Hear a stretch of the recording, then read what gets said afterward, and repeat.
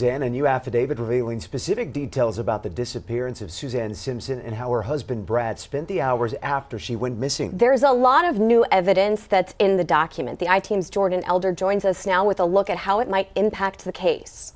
You know, it was surveillance cameras and license plate readers like these at Home Depot that helped officials retrace Brad Simpson's steps. But we now know it was the digital evidence that helped fill in a lot of the gaps. Digital evidence can be available not just on cell phones or laptops, but vehicles. Matthew Dominic specializes in digital forensics, pulling data and information out of devices in the toughest of circumstances.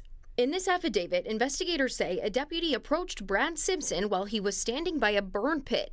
3 phones and a laptop eventually found after that fire. How difficult is it to get data off of a burned device? It is rather difficult, but not impossible.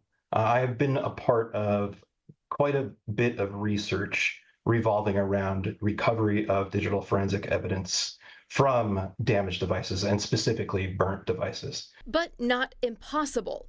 Like with most digital evidence, he says there are a lot of variables with it.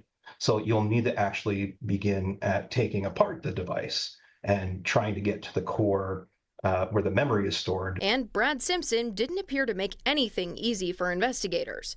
They write that he also shut down his phone in a, quote, manner rarely seen, called lockdown mode. Authorities believe he did it to avoid being tracked. It makes it harder for anybody to access the phone. Dr. Thomas Heislip worked in federal law enforcement for 2 decades and says despite those efforts, and software manufacturers are now making packages that are able to extract the data from the car, bring it into a forensic software, and actually do an analysis of the data from the car themselves. I also asked him about Brad Simpson's truck. The affidavit cites vehicle location data, placing him around Kendall County. He says that could come from a phone communicating with a car or GPS, or the truck itself. Software manufacturers are now making packages that are able to extract the data from the car, bring it into a forensic software, and actually do an analysis of the data from the car themselves. So can you really go without being tracked? There's a lot of other potential data points that law enforcement can get that have nothing to do with you. Like the surveillance cameras officials cite so many times in this report. For the News 4 I-Team, I'm Jordan Elder. And we have more